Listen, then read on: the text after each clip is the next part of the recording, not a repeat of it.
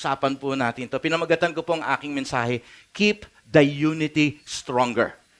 Okay? For 33 years, okay, the unity have been so strong. I'm telling you, marami pong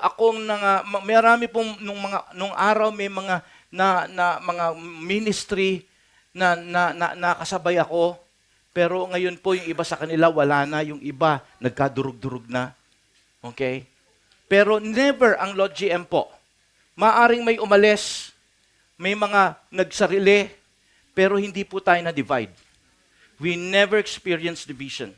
Ever.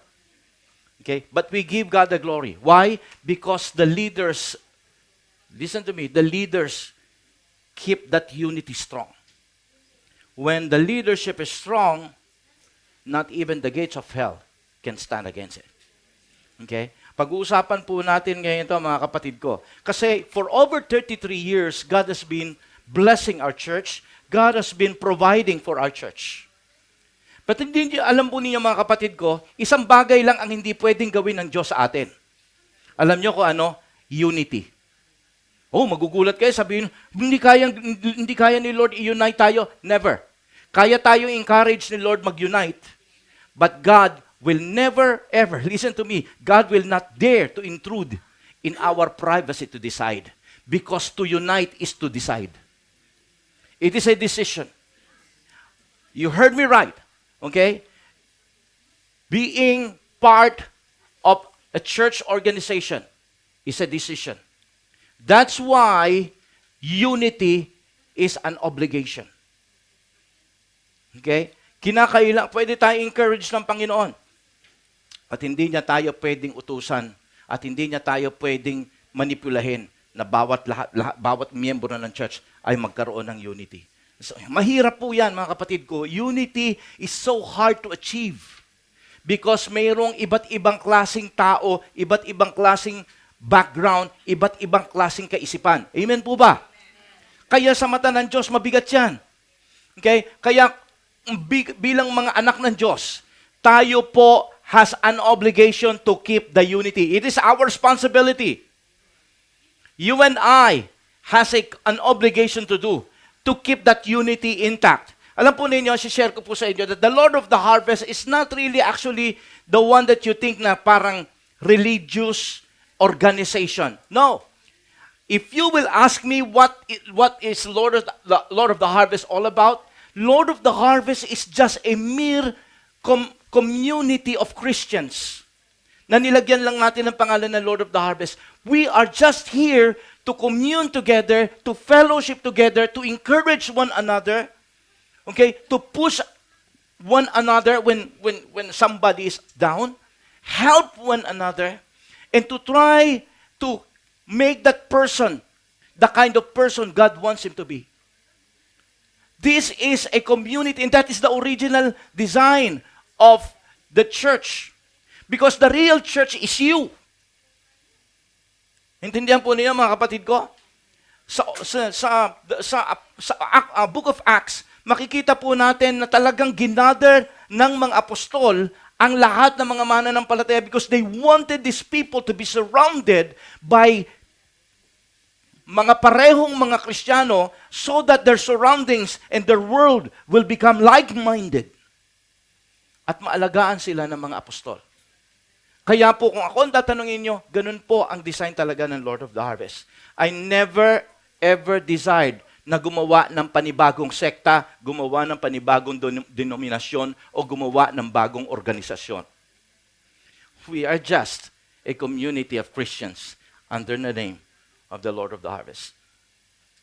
Thus, having said that, kinakailangan nating mapanatiling nagkakaisa at nagmamahalan ng bawat isa. Nagtutulungan. Okay? At iisang layunin natin. Our mission is to go ye into all the world and preach the gospel and make them disciples of all men.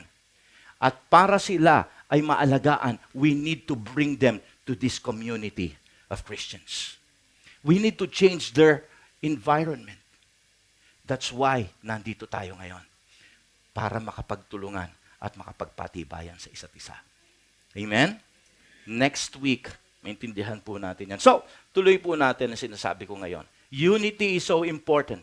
Why does it benefit us when we are united? Dalawang bagay ang gusto ko maunawaan natin. Kasi kapag ka ang mga Kristiyano nagkakaisa, una sa lahat, maganda yan sa mata ng Diyos, napapasaya natin ang puso ng Diyos. Pangalawa, mga kapatid ko, nabibigyan natin siya ng glory. Maaring iniisip ninyo sa akin, paano nangyari yon? Okay?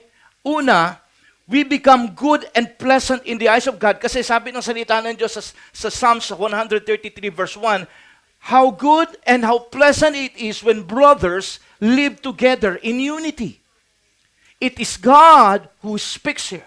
Ang sabi ni God, napakaganda sa mata. Napakabuti sa aking pananaw, sa aking paningin. Kapag ka ang mga magkakapatid sa Panginoon ay nagkakaisa. Hey, si Lord na nagsabi niya. Kung gusto nating makuha at mapukaw ang atensyon ng Diyos, kung gusto nating matuwa ang Diyos sa nakikita niya sa atin, magpakita tayo ng unity. Amen? Ang sabi pa ng salita ng Diyos, okay, we can accomplish many things and attain new heights for the glory of God when we are in unity. Look, at one time, ang mundo po mga kapatid ko ay mayroong iisa lang na lengguwahe.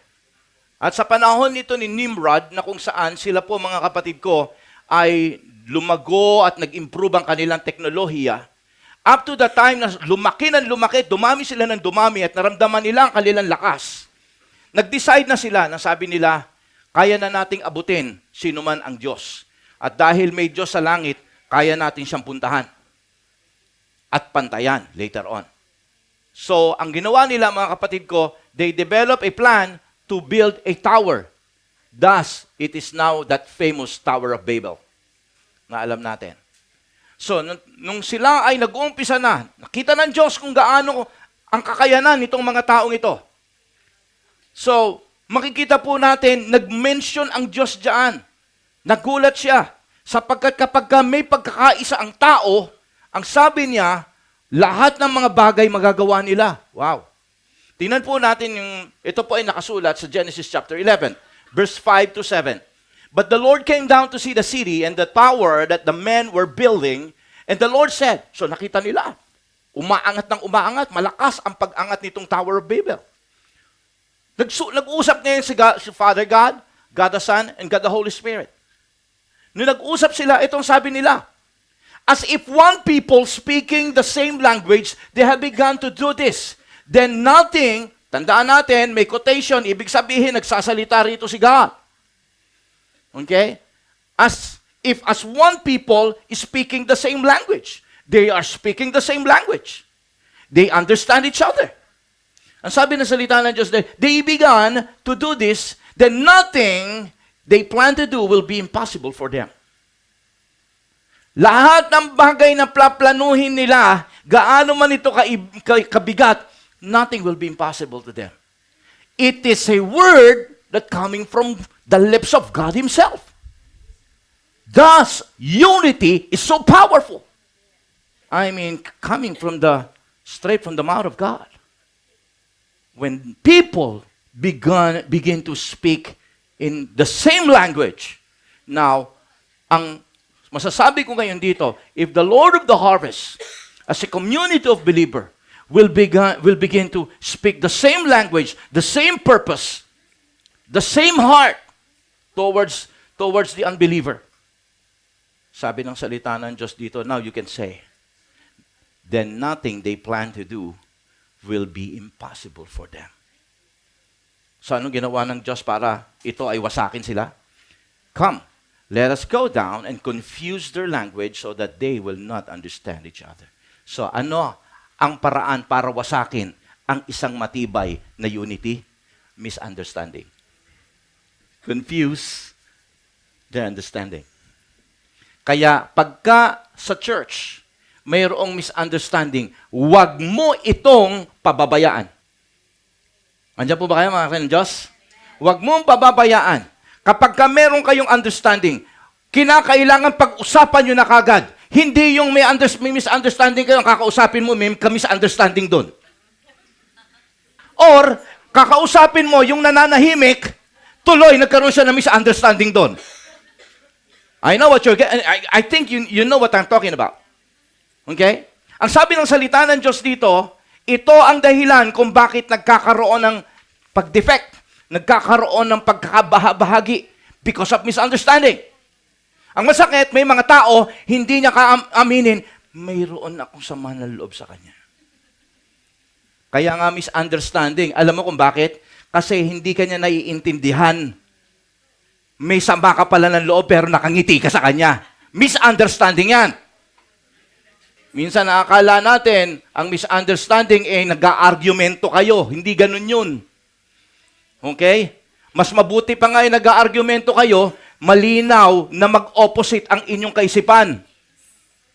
Pero agree ka ng agree, yung pala disagree. Misunderstanding yan. Intindihan po niyo? Because you are not in the same page. You are not speaking the same language. Now, sabi po ng salita ng Diyos dito, malinaw dito mga kapatid ko, that when there is unity, nothing can stop you. Kahit you can apply this kahit sa zona, when the zone is united, I don't care kung ilan kayo, but if you are united, nothing can stop you. Palakpakan po natin Panginoon. That's the power of unity.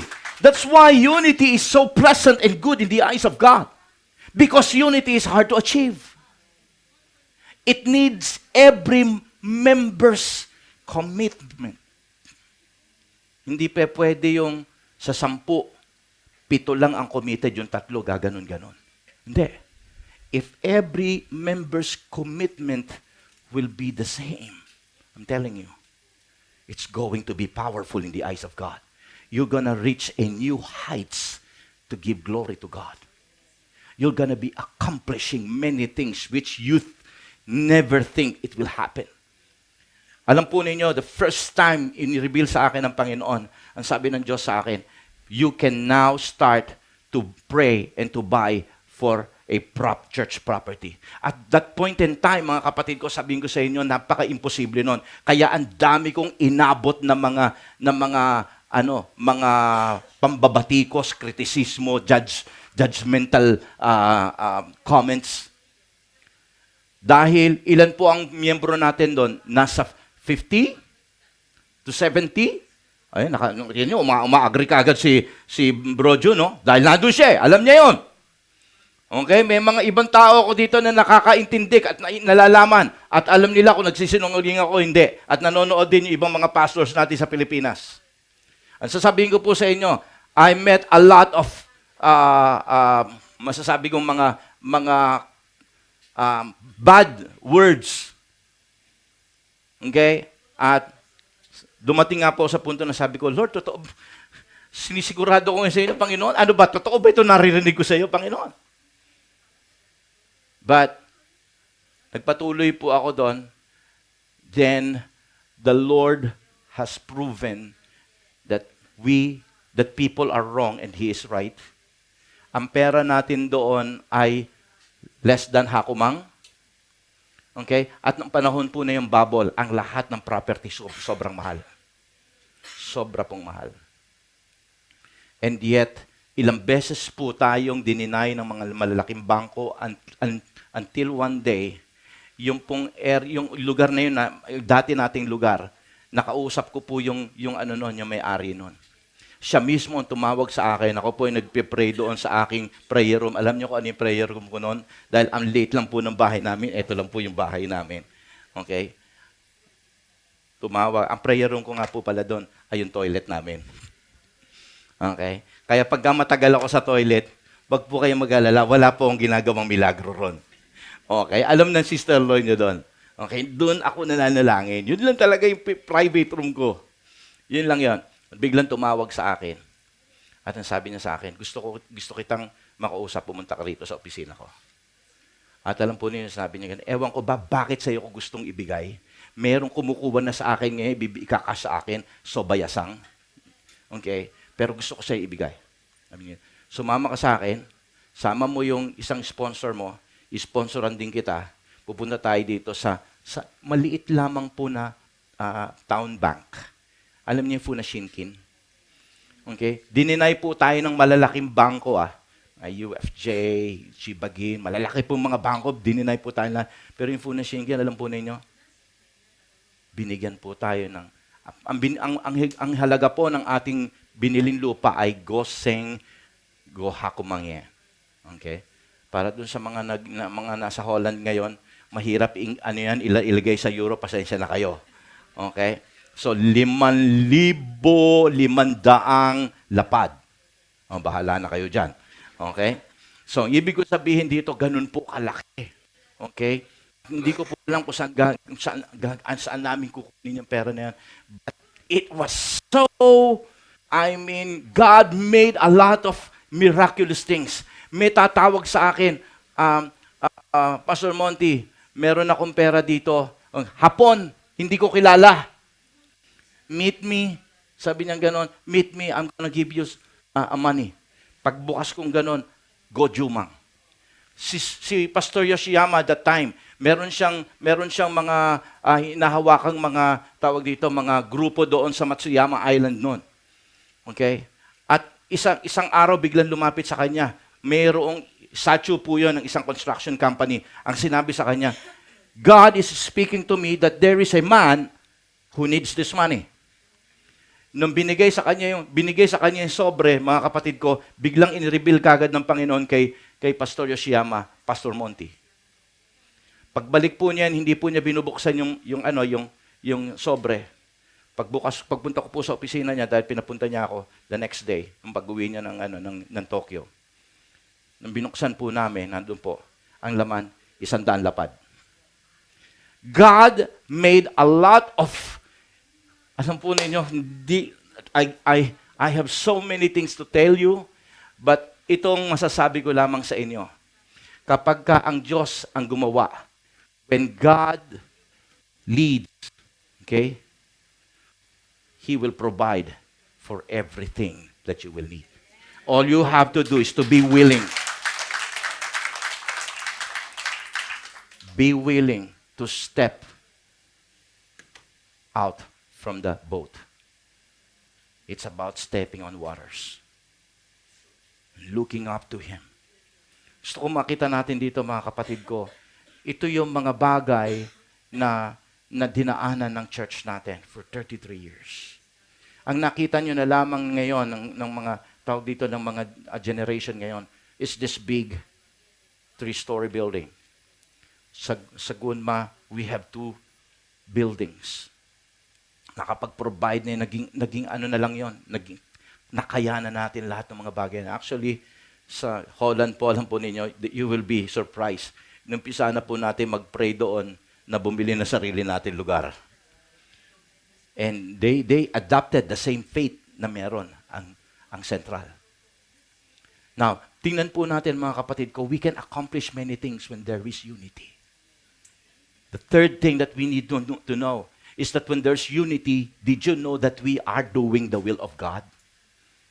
Nung si Jesus Christ po ay nandoon sa Garden of Gethsemane, minutes away, He will be caught and be put on the cross to die. Ilang minuto na lang, nag-pray po ang Panginoong Hesukristo rito. Nireveal niya rito kung ano ang nasa puso niya. In John chapter 17, sa verse 22 and 23, tingnan po ninyo sabi sa verse 22. Sabi po rito, I've given them glory that you gave me, that they may be one, as we are one, I in them and you in me. Okay? Parang umihina. Nawawala ba? Okay. Sabi rito ng ating Panginoon sa Kristo, kausap niya rito ang God the Father. He was praying. Ang sabi niya rito, okay, ibinigay ko ang kaluwalhatian sa kanila. Sino yun? Tayo na mga mananampalataya. Bakit? Sapagkat ito yung desire ng ating Panginoon. This is His will. What is His will? That they may be as one. Ito ang gusto ng Panginoon, na ang lahat ng mga mananampalataya, lahat ng may Kristo sa puso ay magkaroon ng pagkakaisa. Are you here? And so, when Christians are uniting together, God is happy. God is fulfilled. God is delighted. Why? Because this is His will. That the people who believes in Him may be one. You might say, yun ba talaga yung punto niya? Oo, tingnan niyo sa verse 23. Ang sabi niya, may they be brought to complete unity. Hallelujah! May they be brought to complete unity. When Christians who believes in Jesus Christ will work together in harmony, we are giving Jesus the desire of His heart. Now, baliktarin natin. When the people who believes and confess that Jesus Christ is their Lord, and they are making divisions, are they giving God the desire of His heart? No. It's the other way around. Sinasaktan natin ang puso ng Panginoon. Now, look at this. Hindi lamang po yun. I found out in verse 23, sabi po rito, they may be brought to complete unity to let the world know that you sent me. That's another reason. Kapag ka daw tayo may unity, we are giving Christ a great testimony. We are trying now to say, kapag ka ang mga anak ng Diyos ay nagkakaisa, sinasabi natin that indeed, Jesus Christ is not a fake Messiah. Jesus Christ is the real Messiah, the real Savior. So, tingnan ninyo. Balikan natin. Baka explain ko sa inyo mabuti. That they may be brought to complete unity. Bakit itong gusto ni Lord na magkaroon tayo ng unity, complete unity? To let the world know that you sent me. Kausap niya rito si Father. Para mas lalo nilang maunawaan at mapatunayan ko sa buong mundo na totoong ako ay ipinadala mo, Ama. Sa pamamagitan ng ano? Kapag ka ang mga mananampalataya ay nagkakaisa. Many Christians doesn't know about it. Because all we know is that, iba sila, iba kami. Magkakaiba na kami. But, you see, it's not really, the thing na gusto natin mangyari rito. Tingnan po natin dito, mga kapatid ko. Okay? Sabi niya gano'n, that the world, let the world know that you send me and have loved them even as you have loved me. Look at this. Pinapakita ng Panginoon that when we have that unity, ang sabi niya, yung pag-ibig ko nasa kanila. What a great blessing when people of God is showing unity with each other. Alam po ninyo, mga kapatid ko, when a church is united, the church is strong. Right? Ang sabi ng salita ng Diyos, not even the gates of hell and Satan can prevail against them. So strong. Nabasa rin natin kanina, doon sa Genesis chapter 11. Si God din mismo nagsabi, when they are united, nothing will be impossible with them. Naintindihan nyo na ngayon ang kapangyarihan ng unity. Okay? Kinakailangan natin magkaroon ng commitment with one another. That is when unity becomes stronger. Ewan ko, nakita nyo na ba yung redwoods tree sa California? Have you heard about redwoods tree? Okay. Yung redwoods po, mga kapatid ko, is so big. So big. And ang redwoods po, I have this picture with me. Gusto ko yan, this is the redwoods. Okay? Para magkaroon kayo ng idea kung ano yung redwoods. Okay? Sobrang laki, and I'm gonna give you, kumbaga, real size. Ang laki po ng redwood, yung kanyang trunk lang, okay, mula dito hanggang dito. Can you imagine that? Okay? Now, nakita po ninyo yung tao kung nasaan? Ayun, oh. Tao po yan. Nakaganon pa siya. Okay? Yan po yung tao. Now, can you imagine? Okay? This is the redwood tree. This is the oldest tree, considered to be oldest trees in the world. 2,500 years old. Okay? And it stands 300 feet in average. Sobrang laki, and it withstand all kinds of earthquake, all kinds of climate change, and everything. And it remains strong and alive, and is alive until today. Okay? Now, you may think, and you may say, ang tibay siguro ng ugat niyan. Tama? Ang lalaki siguro ng ugat niya. Sobrang laki ng ugat niya. 300 feet. Tapos, ang lapad, ang lalaki. But you are wrong. The reason why they withstood any kinds of typhoon, climate change, and every earthquake there was in that span of 2,500 years, simply because their root is not just big, okay, but their root are all entangled. Lahat ng root nila, mga kapatid ko, are interlocked to one another.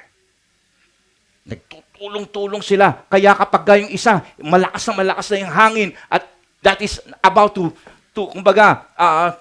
be thrown out of the group. No, yung nakapaligid sa kanya, yun naman ang pumipigil sa kanya para hindi siya maalis, para hindi siya mabunot. At yun ang totoong unity. Kapag tayo ay interlock with one another, hindi tayo papayag, okay, na yung isa na yon ay mabunot, lalo na't siya na pamahal na sa atin, lalo na't siya ay nakaisa natin. Hindi natin siya pipigilan na siya'y umalis. Okay? Not unless pagka siya na yung gumawa nun. Siya na yung bumibitaw. Bitawan niyo na ako. Bitawan niyo na ako. Okay? Pero kung kayo ay entangled with one another, okay? Sabihin ko po sa inyo, that you enjoy your relationship with one another. Sabihin ko sa inyo, talagang hindi kayo pwedeng wasakin at hindi pwedeng magkaroon ng defection sapagkat kayo ay interlock with one another. So unity is very, very powerful. And ang Biblia ay nagturo sa atin. At itong pag-uusapan natin ngayon. I'm gonna be talking about the 4 components of unity. Kasi ang pamagat nga ng ating mensahe, that unity, let's keep that unity strong. Okay?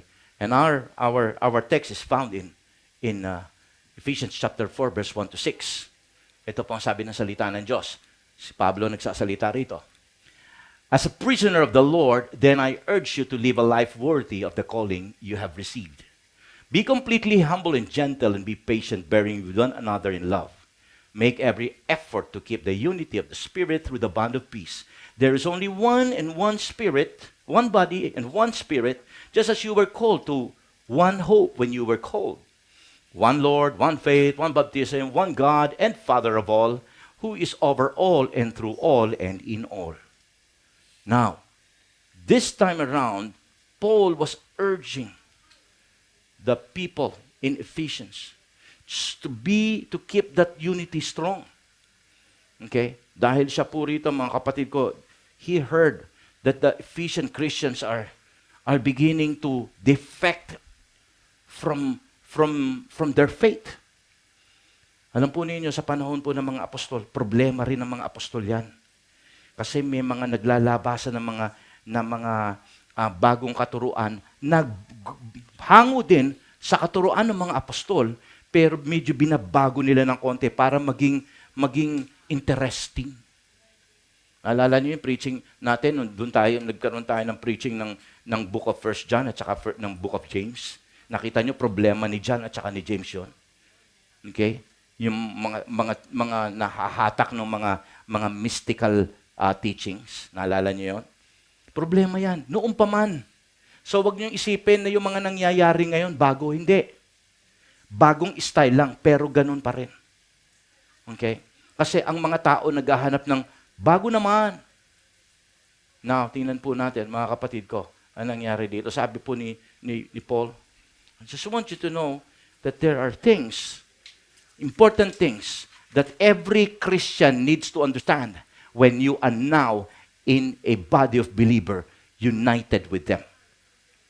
First, ang sabi niya rito, okay, have this lowliness or humility, lowliness of mind. Balikan natin yung verse 2. Sabi rito, be completely humble and gentle, be patient, bearing one another in love. So nakita po natin una rito, be completely humble. Completely humble. Hindi niya sinabi rito be humble.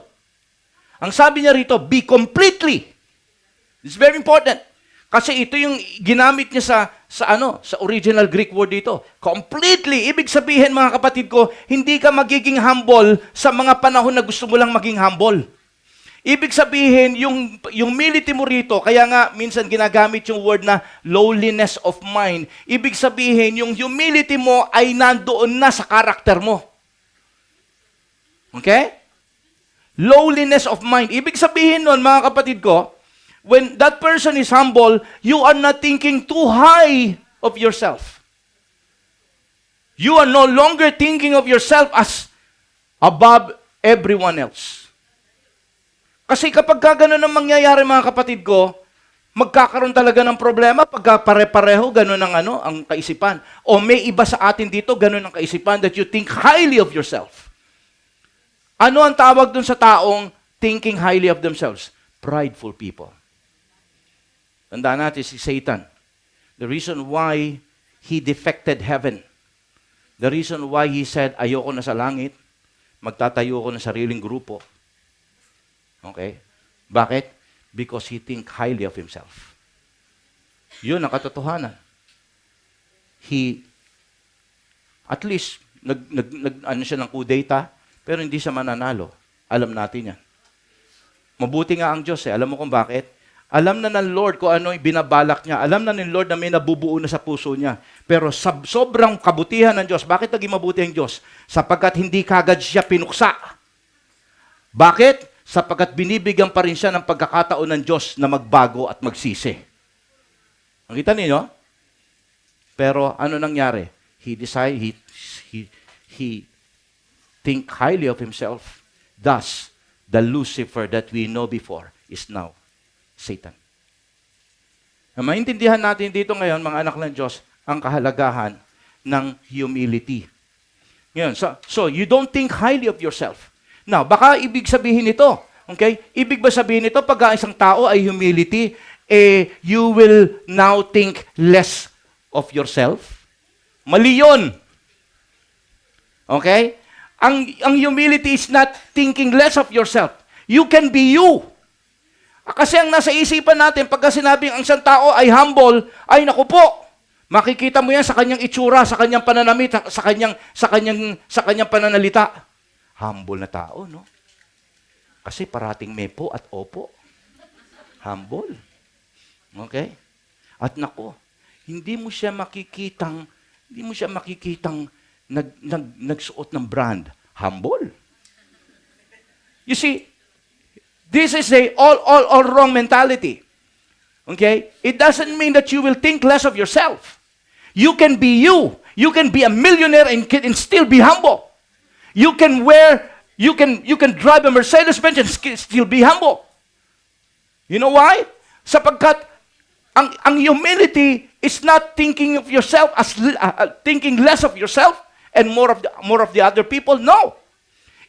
Being a humble person is thinking yourself as a blessing for others. God gave you that money, God gave you that ability, God gave you that talent, God gave you that gifts so that you can be a blessing for others. Ready to serve others. That is humility. Ang sabi po ng salita ng Diyos, Philippians chapter 2, verse 3 and 4. Look at this. Do nothing out of selfish ambition or vain conceit. Rather, in humility, value others above yourself. You see? You can be a successful businessman. You can be a doctor. You can be a lawyer and still be humble. You can wear all your designer's brand and can still be humble. Because humility is not seen sa suot mo, sa pananalita mo. Okay? Humility is seen when there is a person in need. Okay? You will always be ready to support, to help, and to give time and effort for those people. Because you're not thinking highly of yourself. Kaya po sabi rito ni Paul sa book of Philippians, not looking on your own interest. Verse 4. Not looking to your own interest, but each of you to the interest of the others. How many times we think of the interest, think of others better than ourselves? How many times?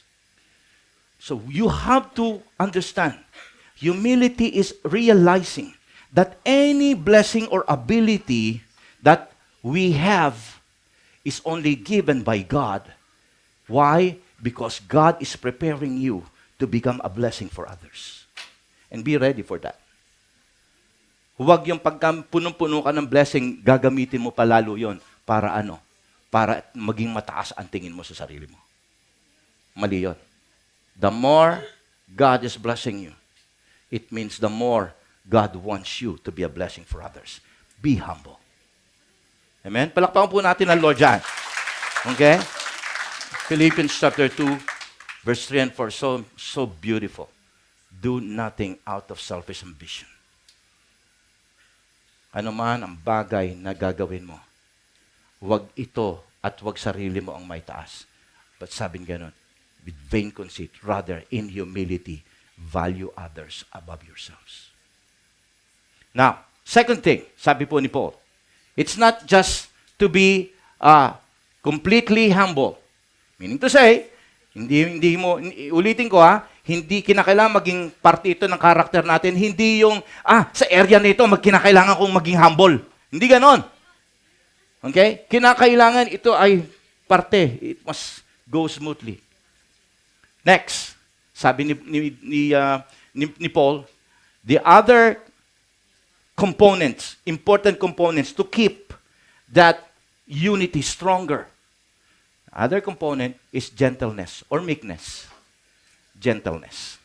Kasi tingnan po ninyo, be completely humble and gentle. Tanyo? Now, marami sa atin may think that gentleness or meekness is weakness. Kasi parang mahina ang boses. Mahina kumain. Hindi naman. Hindi gentle yon. Okay? Gusto ko maintindihan natin dito, mga kapatid ko. Kasi di ba, again, binabase natin yung gentleness, parang humility, sa bagay na nakikita natin.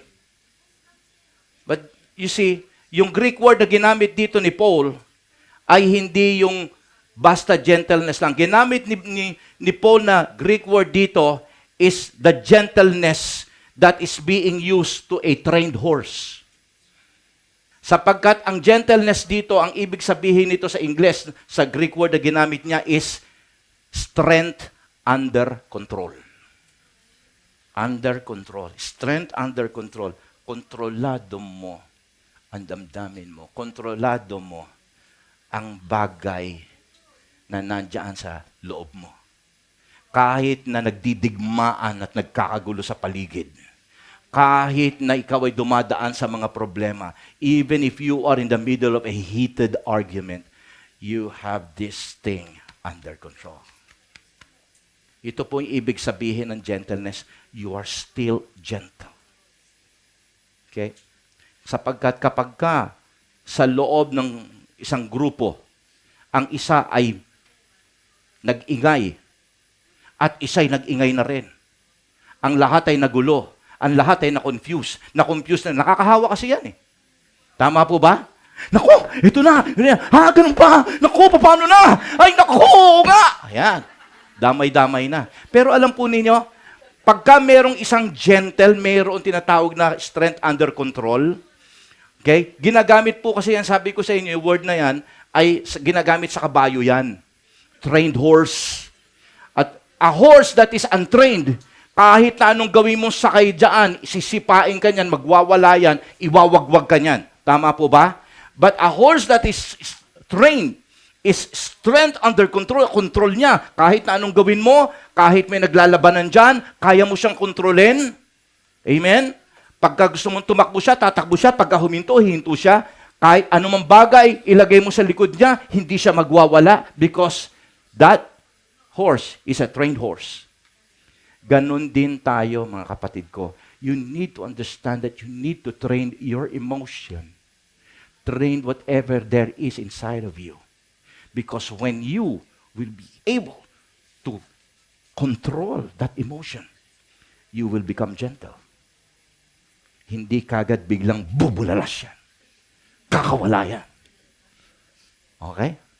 Tama ng tama si Gloria rito. Okay? So gusto ko maunawaan po natin yung mga ganung bagay. Kasi sabi ko nga po sa inyo, kung lahat ay nagwawala, sa 10 nagwawala, pero meron ka lang isang gentle person dyan, kaya niyang payapain lahat. Teka muna, maghintay, kumalma muna tayo. Kalma tayo. Okay? Kalma. Okay? Kalma. Juby. Okay. Kasi po, pag kami isang kalma na tao, may peaceful na tao, even if he is surrounded by heated atmosphere, meron siyang tinatawag na soothing effect sa iba. Kaya niyang sabihin, tika muna, huwag tayo kagad magwala, huwag tayo kagad magwiggle, huwag tayo kagad mag-isip ng negatibo. Kasi tingnan ninyo, ha? So, nagagawa niya na ang lahat ay kumalma. Na ilalagay niya sa tamang perspective ang kaisipan ng mga tao when somebody is gentle. That is gentleness in action, my friend. Sapagkat kung isa ay nagsalita, naku, ganyan siguro yan, ganyan talaga yan eh. Kapag oo nga! Ay gano'n, may agree. Okay? Pero kung merong isang gentle, kaya niyang ilagay sa tamang perspective. Teka muna.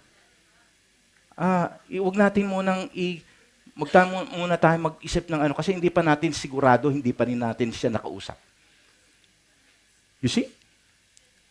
That is what I call meekness.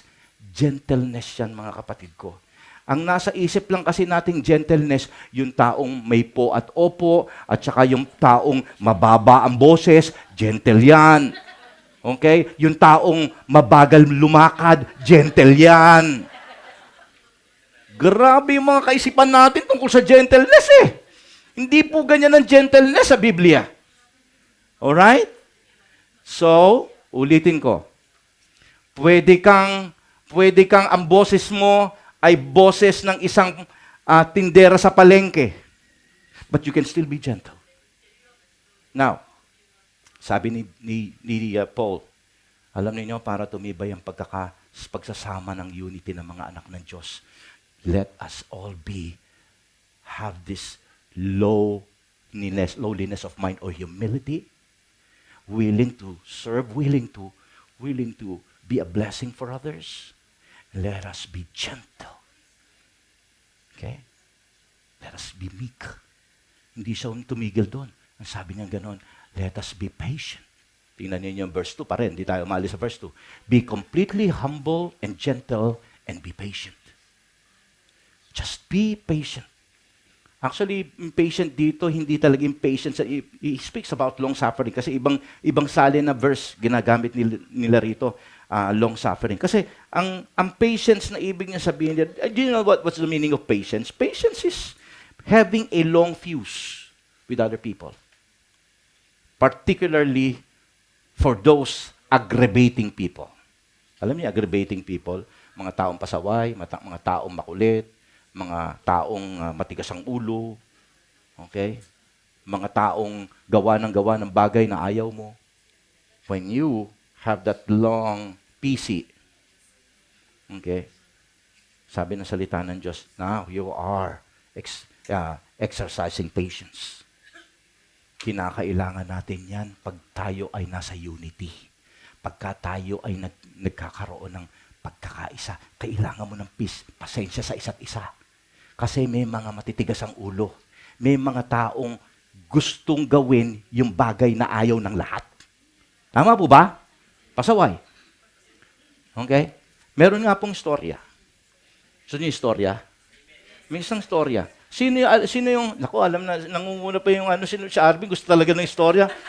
Okay? Meron pong dalawang magkaibigan. Okay? Sila'y nakasakay doon kasi doon po sa Europe, usong-uso yung double-seater na bicycle. Okay? Sa rito. Okay? Tapos pareho silang may manibela, pero yung nagmamanipuli sa harapan, yun lang ang may dalang brakes. Okay? So daan sila ron, lakad. So itong dalawang magkaibigan nito, they decided na umakyat sa mataas na burol. Challenge. Okay? So ginawa nila talagang sila. Okay, talagang tinudo nila yung lakas nila para makapanig doon sa burol na yon. Sabi nung finally narating nila, narating din nila yung tuktok. Sabi nung nasa likod, grabe, this has been the hardest climb that I ever had in my life. Sabi nung nasa likod. Sabi niya gano'n. Isipin mo, buti na lang, hindi tayo, kala ko ilang beses na tayong mahuhulog pabalik. Tapos sabi naman nung nasa harapan, oo nga, ang hirap. Pero buti na lang, kaya hindi tayo nahulog pabalik. Simula nung papanig tayo, hawak-hawak ko yung brake. Kaya pala hirap na hirap yung nasa likod niya. Siya nakahawak sa brake. Hindi niya nakuha agad yun. Alam ninyo, ganyan ang unity. You keep on pushing and pushing and pushing. Okay? Pero yung isa naman, doing what? Silly things. That seems to stop your momentum. Tama po ba? Sabi nung nasa likod, ito lang pinakamahirap na akyat na ginawa ko sa talambuhay ko. Sabi ng gano'n.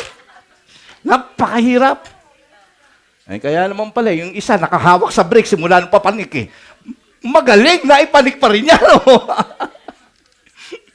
Well, gusto ko lang maintindihan natin dito, mga kapatid ko, that it really happens. Okay? Kinakailangan, in order to encourage one another, you need to be long-suffering. Pero magagawa mo rin yun. Kasi alam mo kung bakit? Kasi you will not do it by yourself. The Lord will be with you. Kasi ang gusto ng Panginoon, maka-encourage tayo ng mga kapatid natin sa Panginoon. Let's keep doing everything for the glory of God. People might be doing stupid things, foolish things, or people can be uncooperative once in a while. But, ang sa akin, wag natin i-give up yung unity. Wag natin i-give up yung unity. As far as we are concerned, that we are not going to let it go. Okay? Of course, sometimes it is their fault. It is not our fault anymore. Kaya gusto ko maintindihan natin dito. Bakit? Sapagkat napaka-importante ng unity sa mata ng Diyos. You will become powerful. You can accomplish things. You can glorify God. Kaya tandaan mo natin, the best thing to glorify God is to do it collectively. What I mean is, ang pinakamadali at pinakamagandang paraan para maluwalhati natin at mapuri natin ng totoo ang Diyos ay kapag tayo ay sama-sama. Kaya maintindihan ninyo sa Biblia, okay, parating yung pagkasama-sama. Kita nyo, may magandang prayer na nakukuha kapag ka nagpe-pray ka personal. Pero there's nothing like you join the prayer meeting. Sabi ng salita ng Diyos, may guarantee ang Diyos dyan, when 2 or 3 will gather in His name. There's a power when there's a collective effort. Are you there? Amen. So you have to join. Okay? You have to join. You have to unite. Because 2 or 3 will gather, definitely the presence of the Lord is in their midst. Okay? So, gusto kong sagutin, okay, ang pang-apat. Okay? Ang sabi niya rito, you have to bear one another in love. Be completely humble and gentle, be patient, bearing with one another in love. This is the bedrock of every unity. Without love, Okay? Without love, any organization will just going to crumble down in a matter of time. Without love, kahit church, kapag ang church walang pag-ibig, magbilang ka lang ng ilang buwan yan, durug-durug lahat yan. Andiyan po ba kayo mga anak ng Diyos? It's the bedrock of any group. Kaya nga sabi ng salita ng Diyos, ano sabi ni Paul? Corinthians 3:14, over all virtues put on love which bind them together. What bind us together is love. Ito yung pagkit. Ito yung epoxy. Without love, kahit humble ka, you cannot do it. Without love, kahit gentle ka, you cannot do it. Without love, kahit patient person ka, you cannot do it. Because the only thing that can bring you together is when there is love. Amen? Sabi po ni Pablo din, kasi kapag walang pag-ibig tayo dito sa church natin, yun yung sabi niya 1 Corinthians 13:1. But if we do not have love, ano sabi niya? We are like clanging cymbal or banging gong. Maingay lang tayo, pero wala tayong laman. Para tayong, sabing ganun clanging cymbal. Maingay tayo, nag-iingay tayo, pero masakit sa tenga. Naintindihan niyo mga kapatid ko? At gusto ko maunawaan natin dito na ang pag-ibig ang siyang pinaka-importanting sangkap. Kaya kinakailangan nating parati tayong lahat ng parte ng lahat ng mga nagpa-participate sa unity na yan. Kinakailangan parati tayong mayroong pinaguhugutan ng pag-ibig ang ating Panginoong Diyos. Ang sabi ng 1 John 4:18, we love because He first loved us. Amen? God is the source of love. Kaya kung minsan naisip mo na ngayon na nawawalan na ako ng pag-ibig, nabubusit na ako dyan sa tao na yan. Konti na lang. Okay? Mapupuno na sa loob. Konting-konti na lang. Kapag gaganon tayo, teka muna, baka siguro hindi maayos yung channel natin doon sa source ng ating pag-ibig. We always have to ask God, Lord, patuloy ka kasi ang isang tao na mayroong tuloy-tuloy na pag-ibig sa maiinis ka, bakit hindi? Mabubusit ka, bakit hindi? Maiinis ka, bakit hindi? Pero kung bakit nananatili ka doon sa grupo na yon, sapagkat may nagsusupply ng love. Amen? Palakpakan po natin ating Panginoon dyan. So, be aware of our intimacy at our intimate relationship with the Lord. Because when that relationship sort of become clogged at hindi nagpo-flow yung love ng Panginoon, that is when we will run out of love for others. So, kinakailangan natin magpatawad, kinakailangan nating parating kung may misunderstanding, kagaya na narinig natin kanina dito, ayusin na natin yan. Okay? Sabi mo nga sa katabi mo, ayusin mo na daw. Yan. Okay. Alam nyo, ang masakit. Eto ang masakit. Alam na ng katabi mo. Kaya lang, alam mo kung bakit? Mauna muna siya, no? Alright. Okay, so, the question is, why is unity so important according to Paul? Sinagot niya ito sa verse 4. Pero bago ang lahat, in-encourage tayo ni Paul dito. Sabi niya ganoon sa verse 3. Make every effort to keep the unity of the Spirit through the bond of love, the bond of peace. Ano sabi niya rito? Make every effort. Kung gagawin, lalagay natin ito sa salitang Hapon, isyu keme gambati kudasai. Make every effort. Yung mga taga-Holland, hindi nila naintindihan yun. Pasensya na kayo, hindi ko alam sa Holland dyan, sa Dutch yan. Pero gusto ko makita natin dito na kinakailangan daw, you will exhaust every ways. Hindi ka basta-basta give up. you will try about everything. Make every effort. Okay? Kapag yung parang kinaiinisan ka na at ayaw mo na, at sa palagay mo, hindi ka na napapansin, hindi, teka muna, I will make every effort. Gagawa ka ng paraan. Gagawa ka ng paraan. Kasi, one thing's for sure, the enemy is just trying to pull you out from the unity. Because ayaw ng dyablo na natutuwa ang Diyos sa atin. Nandiyan po ba kayo, mga anak ng Diyos? You see, unity is very, sabi natin dito, costly. Costly.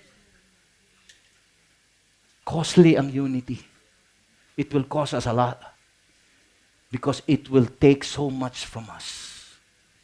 But, so much big benefit ang ating makukuha dito, mga kapatid ko. So we have to, sabi ng salita ng Diyos, sabi ni Paul, make every effort. Ibig sabihin, be diligent, be more committed in keeping the unity strong. Okay? Because you know that without unity, alam ni Satan, without unity, we can never reach the greatness that Christ has destined for all of us. Ulitin ko, narating ng Lot GM ang bagay nito, we have come this far because this is a result of the unity of those former members and leaders of this church. Now, it is now our time to keep it even more stronger. Andiyan po ba kayo, mga anak ng Diyos? Lot GM Holland, it is now your time to keep it more stronger. Okay? The only way is to be united, be like-minded, speaking the same language. We have the same desire. Okay? But let me remind you, unity is not uniformity. Okay? Baka ang kala nyo ito, unity is uniformity. Ibig sabihin, pare-pareho kayo ng suot, pare-pareho kayo ng may unity na. Okay? Okay? Hindi ganun po yun. Okay? Unity is not being the same, but having the same desire. Okay? Having the same, unity is not having the same ability. No. Iba-ibang abilidad natin, pero gagamitin natin lahat yun to accomplish things. Amen? So gusto ko maunawaan natin dito ngayon, mga kapatid ko, bilang pagtatapos. Sabi ni Paul, the reason why unity is important is because it will prove us. Tingnan po niyo verse 4 and 5.